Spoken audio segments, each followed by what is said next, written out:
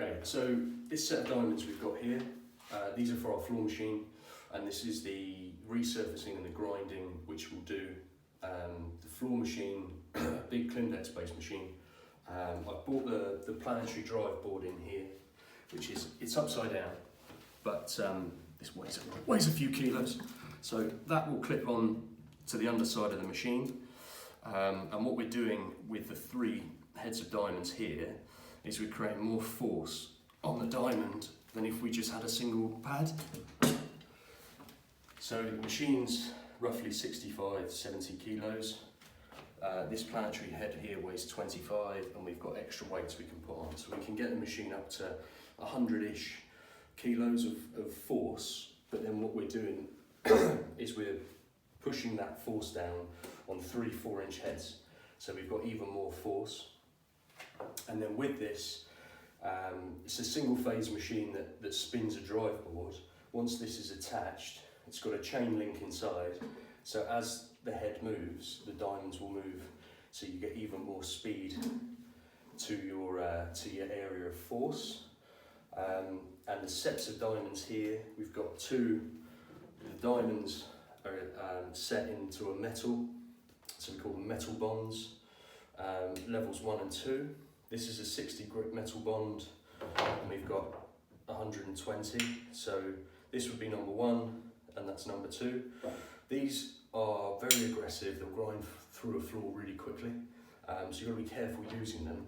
But we mainly use them to remove lippage in a floor, which I can show you on our floor. So when we talk lippage, what we're looking for are 2 tiles that don't quite meet height-wise at the joint. So if you can push a 10p or something up against the floor, and you hit one side, then what we can do with that stage 1 and 2 diamonds is to remove the height, so we can grind the floor back down to the level of the grout, making it completely flat. That's what we use number 1 and 2 for mainly, or if you've got some really deep scratches. If you're not doing the whole floor with these, you've got to be a little bit careful and make sure you blend out, otherwise you'll end up with a slight dip. And if you polish your floor back to a high shine, you can find that slightly warps the reflection. So that's 1 and 2, and then we go up in the grit stages. So we've got 60 and 120 grit metals. Number 3s, which are on here, that's a 60 grit resin. So as soon as you bond to a resin rather than a metal, it doesn't grind quite as deeply or aggressively. So you need to go back down the levels of grit in order to take out the scratches from the 120 metal. So we've got number 3, 60 again, number 4 is 120, 5 is 220, 6 is 400, 7 is 800, and 8 is 1500 grit. And you can see, if we get the camera up close, difference. That's a 60 grit metal bond. You can see the dots of where the diamonds are coming out, the slight sparkle. The 60 grit resin, again, you can actually see the little pockets of diamonds. And then as you move up the grits towards a number 8, a 1500, it basically looks like a piece of plastic. So the finer and finer pieces of diamond. So that will take the scratches out further and further, and the floor will get crisper and crisper. And then if we want a polish finish, then we'd use a powder to get that final finish.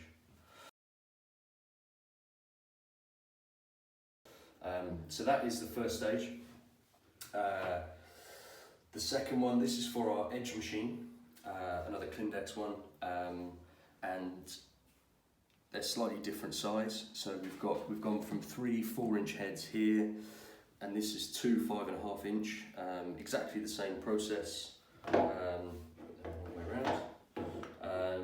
1 and 2 metals if we need it, and then these are exactly the same. These are color coded, much like these. So we've got 60, 120, 220, 400, 800, 1500.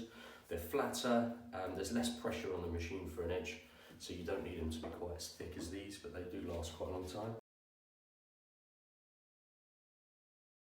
The edge machine is, as it says, we're grinding and restoring that edge up against the skirting board or a kitchen unit. The The levigator that we use for this, being a round machine, doesn't get into the corners and doesn't quite work right up against the edge of the walls. So separate machine, saves us being on our hands and knees doing it all with a hand grinder, and it means two of us can work quite effectively on one floor and get the finish all the way up to the edges.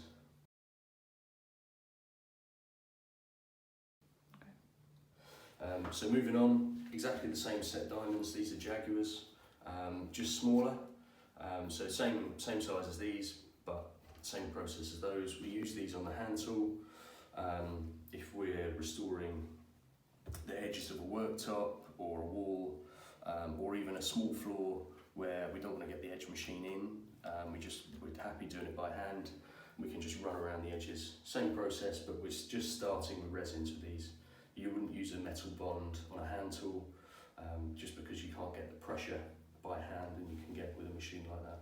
So 60 grit all the way up. I think these stop at 800, but then we've got extra pads.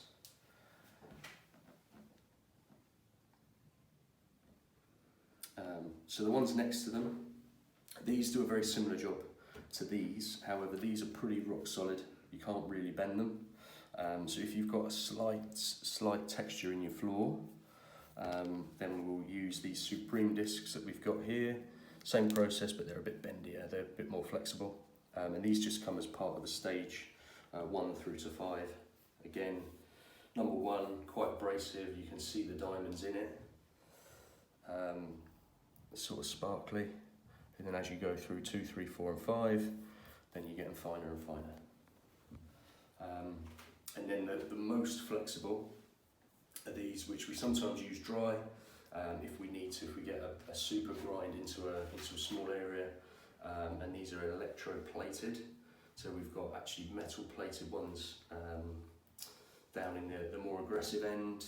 This is a 200 grit, really flexible, really small segments. They're a bit, they've been used, so they're a bit gummed up.